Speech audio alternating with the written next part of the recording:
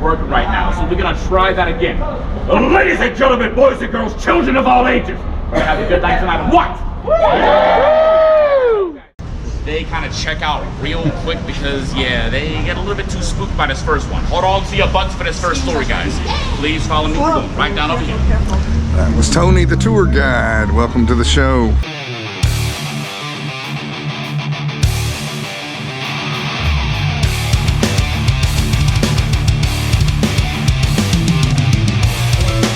In fashion. When there's something strange in your neighborhood, who are you gonna call? There we go. Some of y'all still paying attention over here, guys. You gotta imagine they call the Ghostbusters over here, or in this case, an actual paranormal investigation team.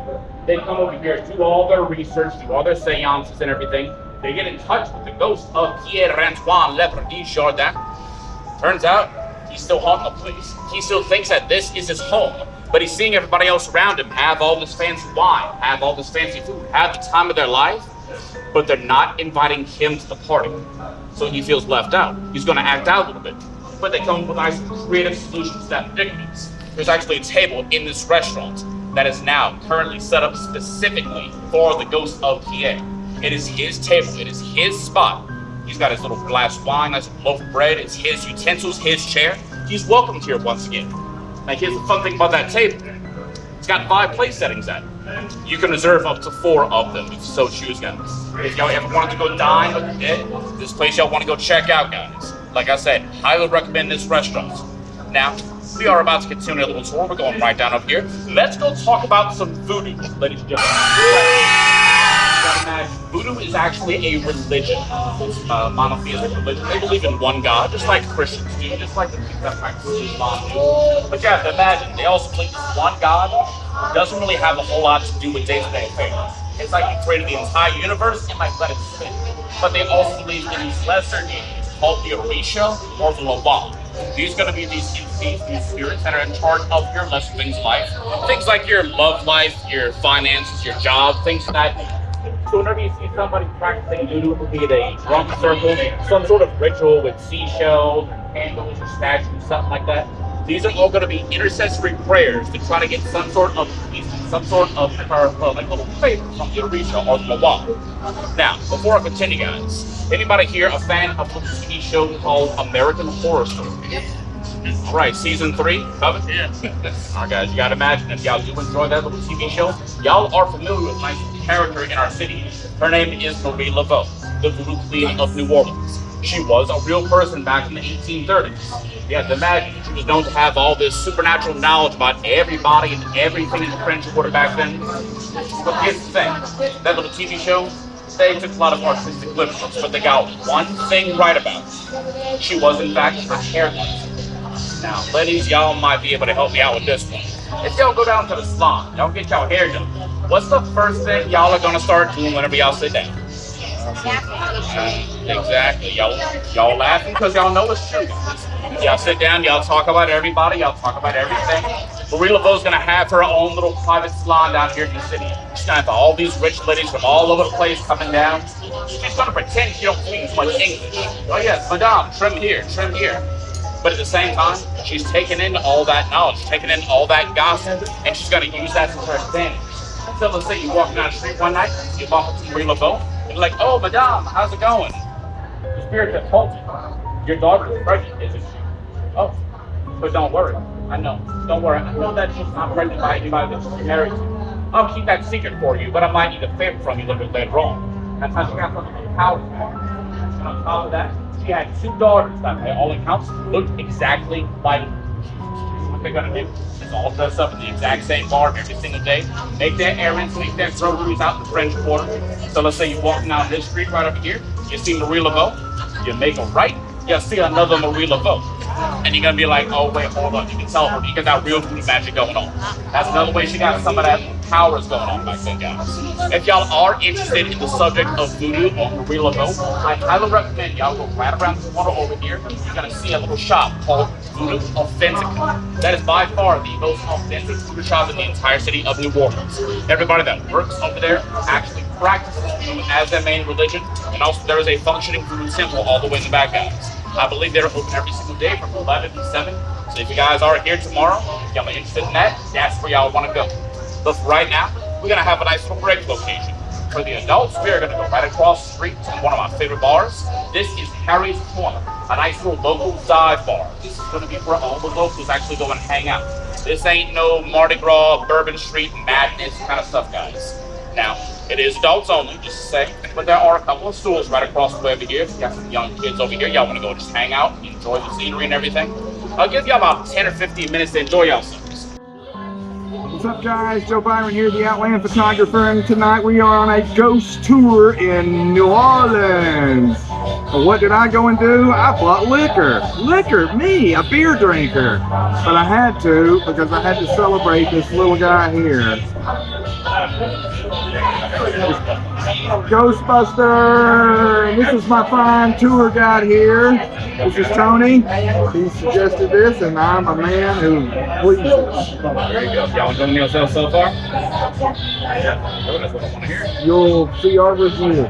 We did a cemetery tour the other night. It was the most ridiculous thing I've ever seen. No real stories about ghosts. Right. We're a blast in. Make sure you take care of me. Take care of me. Gotcha, bro. Gotcha. One long hair to another. There you go. There you go. All right, my review on this drink. It's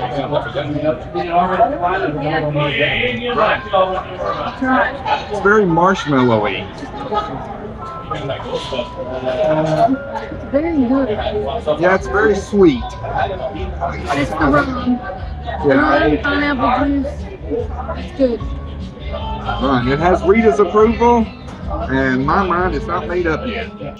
Turns out that men outnumbered women around here by about 5 to 1. That's not going to be the best demographic ratio if you want to have a nice little thriving population. So what they had to do was actually send word to King Louis, King of France, and say, Your Majesty, please send us over some nice, young, beautiful, virtuous girls to kind of fix the city. Well, he did his best. He went down, he found a couple of nice girls, but that didn't fill up the entire boat. He had to go down to the street corners, go down to the insane asylums, go down to the jails. He found about 88 young girls, didn't matter where they came from, what they did. If they were of proper age, he sent them all down here. But you gotta imagine, these girls, it should take about 3 months to get from France down to New Orleans, but because they had to go through the Voodoo Triangle, it took them about 6 months to get down here. They got blown off course. Now, keep this in mind. These girls are kept below deck for that entire voyage. If you kept below deck, out of sunlight, for like half a year, a couple of weird things are gonna happen. You're gonna get a little pale, kind of skinny, kind of emaciated. You're gonna get a disease which we don't really talk about too much today. Scurvy. It's gonna be a vitamin C deficiency. That's a couple of weird effects in your body. One of which is that it's gonna make all your gums kind of recede away from your teeth. You look long on the teeth, you got all this blood, all this pus coming out your mouth. So let's look at this, guys. Use your imagination. These girls are gonna get down here. They're gonna die. The nuns are gonna actually go check them out. They see these girls and like, wait, hold up, time out. Anybody see y'all like this? Y'all ain't getting a single first date. So they keep these girls on the boat till nightfall. They come back to that convent, get some of that black robes, the black habits they used to wear back in that time period. They rope these girls up and you quietly, secretly escort them back into the convent in the middle of the night, under cover of darkness, keep them heat back in their bones. Now, let's imagine, you're in the middle of the trench quarter, in the middle of the night. If you had one of the Ghostbusters, guys. You see a bunch of nuns escorting a bunch of girls all dressed in black, all deathly pale. They got all this blood and pus coming out their mouths. And they're also dragging behind them their luggage, which happens to be a large wooden box, about 2 foot by 2 foot by 5 foot. In French known as a cassette, which actually gave these girls their little nickname. The Fiala Cassettes, the casket girls. What do y'all think people around here might have thought about the girls? Vampires. There we go, guys. Y'all did your research. This is the original vampire story of the city of New Orleans. They thought these girls were actually the undead vampires around here. But here's the thing. Historically speaking, of course, these girls are not actually vampires. They're just very sickly girls. The nuns actually did a pretty good job putting sweet back in their bones, and a lot of them were actually married off and became the early founders of the city of New Orleans. In fact, a lot of people in the city today can actually trace back their lineage to some of these girls. It's pretty much like our Mayflower story over here, guys. But you gotta imagine, of course, vampire folklore around here does exist to this day, but I am gonna burst y'all bubble really quick. Turns out, Most of the vampire stuff around here does not predate a little show that came out in 1994. Anybody want to guess what I'm talking about? Interview the Vampire. Very good. Some of y'all did y'all research. Interview the Vampire. Brad Pitt, Tom Cruise, Antonio Banderas, Kirsten Dunst. Came out in 1994. Of course, the book came out in the 70s. But it was the movie that basically set up all the goth scene, all the vampire scene around here, guys. You gotta imagine, I've been to Anne Rice's personal vampire bar. I've been to all of the vampire stuff around here. I got the fangs made by the master fangsmith. His name is Maven. I was actually at a party with him like 2 months ago. He's a pretty cool guy. I actually know how to get into the vampire speakeasy over on Bourbon Street in the Passford. I know how to do all that stuff, guys. Been there, done that, guys. But you gotta imagine, before 1994, you were not going to see a whole lot of people walk around here with all this awesome black clothes and awesome beautiful long hair and long fingernails and everything like that. I'm not saying, I'm just saying. But you got to think, guys, we're talking about cinema. We're talking about TV shows and movies and everything. I know I've asked this question already, but it begs repeating. By show of hands, who here once again is a fan of the TV show called American Horror Story? All right, season 3, Coven. There we go, guys. There we go. Hold on, see how about for this one, ladies and gentlemen. We're about to make our way to our most infamously haunted location in the entire city of New Orleans. Dare I say the most infamously haunted location in the entire state of Louisiana. We're about to make our way down to Lowry Mansion. Right up here, guys. Now, please follow me. Talking about is going to be the Lowry Mansion, which is actually right across from over here. That large, lovely, gray, tombstone-looking building that's on the corner. You have to imagine, like I said, this is one of the most infamously haunted locations in the entire state of Louisiana. Let's start with the story in 1832. Madame Dauphine Lalaurie, she was known to be one of the most infamously well-known ladies around here. Very wealthy, very educated. But because she was so wealthy, she could actually afford a number of enslaved people over here. You have to imagine, sadly enough, back in that time period, slavery was still legal. Well, a house about this big should take you maybe about 7 to 9 enslaved people doing all the cooking, all the cleaning and stuff like that. But this lady had upwards of 28 to 30 enslaved people at any given time. And we're going to talk about why that number is kind of sketchy a little bit later on. You have to imagine, one of these enslaved people was actually a little girl. Her name is Leah, about 11 years old. Now you have to imagine, we had a very simple job. The combing of the madame's hair every single night, making sure she was all nice and prim and proper for the next day. Well, one particular evening, Madame came home, had a bit of bad hair, had all these knots in her hair. It was all nice and human, kind of like it is today. I'm going to have to comb out all this tomorrow. But you got to imagine, Leah is going to be as patient as humanly possible, trying to comb out the Madame's hair. But the Madame is not known for her own patience. She decided to get so upset with this girl that she is going to chase her around the house with a bullwhip, trying to knock some sense into her. Eventually, that chase is going to make its way on top of that second-story gallery right over here. Leah is afraid for her life. She's not looking where she's going. Sadly enough, she'll actually accidentally fall off the side of that gallery. She's going to hit her head right over here in the middle of the street and die on impact. The Madame's going to see that. She's going to go over to that gallery, look over that ledge. She sees that dead little girl, the girl that she just killed.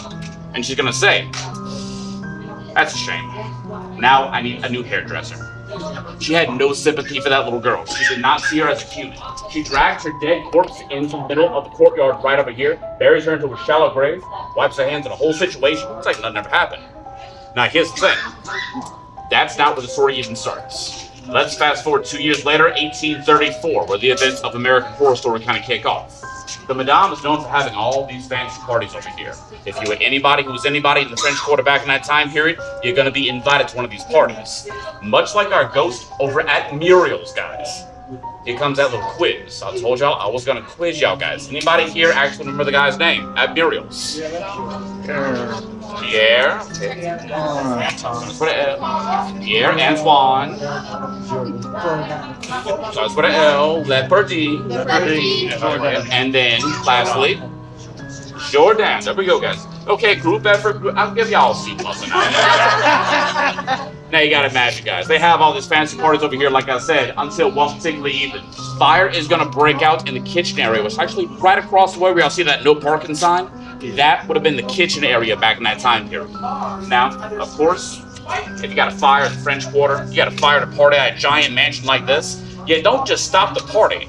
You take all the food, take all the caviar, you take all the booze, the wine, everything. You just go right across the street, exactly where you guys are right now, keep on partying, just watch the whole thing burn down to the ground. But you gotta imagine, Of course, because this lady was so infamously well known, fire department, police department, they waste no time getting down here. They come over here, they take care of the blaze, they take care of the fire. They make their way into the kitchen. They actually find out it started by an elderly enslaved woman. She's about 70 years old, guys. Before I continue, please make a nice little hallway right behind y'all, guys. So, yeah, scoot forward, guys. Scoot forward. There we go. There we go. Thank y'all so much, guys. There we go. There we go. Of course, of course. Now you gotta imagine, guys, like I was talking about, they make their way. They go ask this lady that's actually been chained up to the stove for the past 3 days, 12 hours a day, an elderly enslaved woman. Ma'am, do you know what's going on over here? Ma'am, do you know how this fire started? She's gonna say, well, yes, monsieur. I know how this fire started. I'm the one who did it. I started this fire because I was trying to kill myself. Of course, they're gonna ask, ma'am, why you want to do this? What's going on over here? She's gonna say, monsieur, I'm old, I'm tired, and I am afraid that I might be sent up to the 3rd story of that mansion. And anybody that I saw go up to the 3rd story, I never saw him come back down. Tell that to the police department. Where's the first place they're actually gonna go? The 3rd story. There we go. Yeah, some of y'all paying attention over here still. They go to the 3rd story. Well, yeah, making sure y'all still awake, guys. They go up to the 3rd story. They go investigate. They use the big fireman's axes they have. They chop down all the doors, all the windows, and everything. They look around trying to see what's going on up here. Eventually, they're gonna find one particular door that seems to be just a little bit more reinforced than usual. Got a couple extra locks on it. Takes them a couple of extra whacks of those axes. They chop it down, and beyond that, they are met with the sight and the stench of something that is going to take them a couple of days to actually give their testimony about what they experienced. They find a number of enslaved people up here that have been brutally mutilated and tortured in the most inhumane ways possible.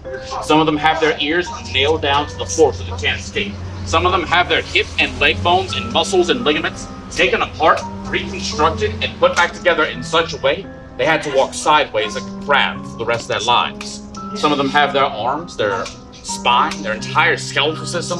That's all taken apart and put back together in such a way that they can fit into a small wooden box by about 2 foot by 2 foot by 3 foot. Finally, they find one gentleman all the way in the back corner. At first glance, he seems like he's all right. He seems like he's just kind of like unconscious, kind of sitting down in a chair with a wooden rope around his waist. Well, they get a little bit closer to him. Shine a light on this guy. Whenever they shine the light on that gentleman, that rope around his waist is kind of weird looking. It's kind of slimy looking. It turns out that rope around his waist ain't no rope. That's his own small intestines that have been cut out of his stomach, wrapped around his abdomen 3 times, and then sutured back together. They were doing experiments on the people upstairs, guys. And in this guy's case, they want to see if the human digestive system can work outside the human body. Now, with all that being said, guys, you gotta imagine, the police take everybody downstairs. They want to get them down to Charity Hospital, get them some help. But keep this in mind. All the party guests that I was talking about are still where you guys are right now. They see all this happening. They see this as a crime against humanity. Because, like I said, slavery was legal.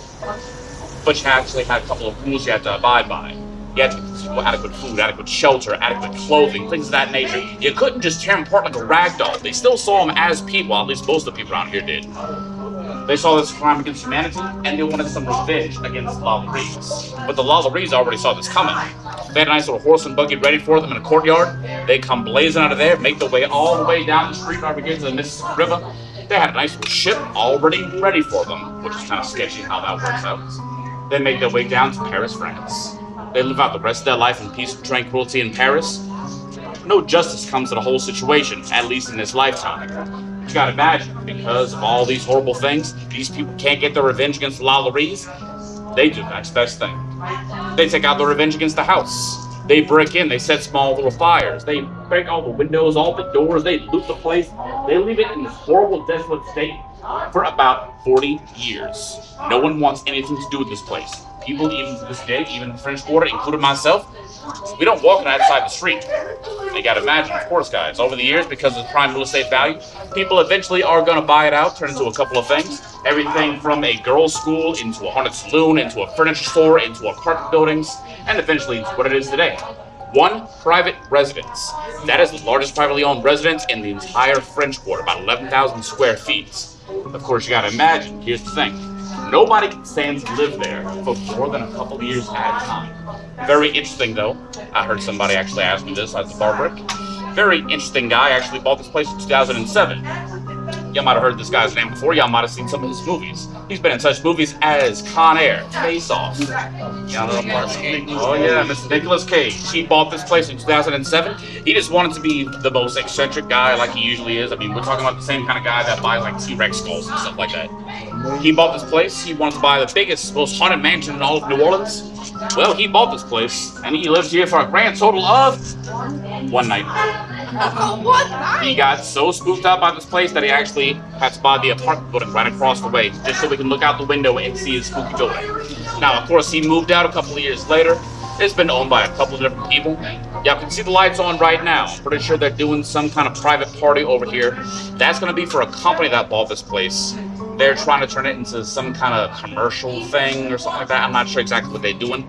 But this place is not actually lived in by anybody currently. So I'm not sure what they're doing. They're having some kind of party or something going on over here. But they don't live here. I promise you that one. Now, with all that being said, guys, of course, this place is haunted. It's haunted as hell. I've had people pass out on the tour. I've had people throw up on the tour, cry on the tour. Little kids don't like this place. I've had people actually see on the cameras and everything. It looks like when they take pictures of the second-story gallery, it looks like a little girl kind of peeking out. Possibly the apparition of Leah, that little girl that passed away all those years ago. I've had people take photos. They want to actually see what's going to look like a large gentleman, a large enslaved gentleman, all completely covered in chains, walking around. There's a lot of stories I can tell you about this place, guys, but I want to leave this one last thing for this one last little story. You gotta imagine, we've had people on the tour that are what you call clairvoyants, or psychics, or sensitives, whatever you want to call them. They can actually pick up on things, the supernatural nature of life. I've had a lot of people that have that gift. They see the madame over here. They see her looking at us, looking at me, looking at y'all, looking at all these other tour groups and everything, and she's laughing at us because we are still telling her story.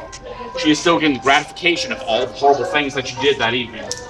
Now, with all that being said, guys, I'd much rather not talk about her anymore. I'd much rather bring y'all down to Bourbon Street so we can talk about some pirates. That sound good to y'all? Yeah! All right, guys. Now, we're going to haunt the place in 3 very specific ways. First being full body apparition. Sometimes folks are going to come over here. They might have a drink or two, and they might notice all the way in the back by the piano, there's going to be a guy dressed up in full pirate garb, smoking a cigar. As soon as somebody says, "Sir, you know you can't smoke in here, right?" He himself is going to turn to a puff of smoke right before their very eyes. Now, the second way he is known to haunt this place, whenever it gets cold out here, which I believe it actually does every now and then, guys, people are going to go actually kind of cuddle up around that fireplace inside this bar. People actually notice every now and then, around that fireplace, when it's lit up, there's going to be 2 large red glowing eyes kind of peering out of that fireplace.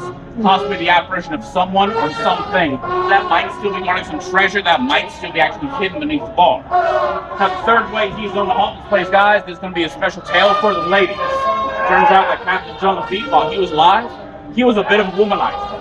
You gotta imagine, he was a pirate, so what can you expect? Well, that womanizing characteristic, that's left over into the act. Turns out that sometimes ladies will come over here, have a couple of drinks, feel the need to use the restroom, and every now and then, whenever they come out that restroom, ladies will notice they have a bit of a weird wardrobe malfunction. Namely, their bra is undone.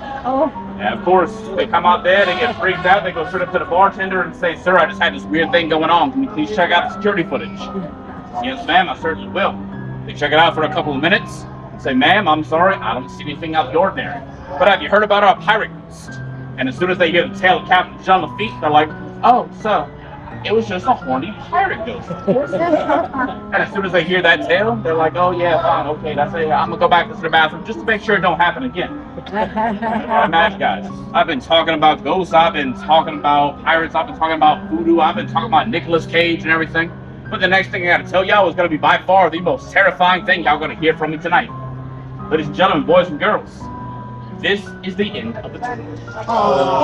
Good response, guys. Y'all enjoyed yourselves or what? Yes. There we go, guys. Thank y'all so much. Thank y'all so much, guys. I do appreciate that. I do appreciate every single one of y'all for being here, guys. And if y'all did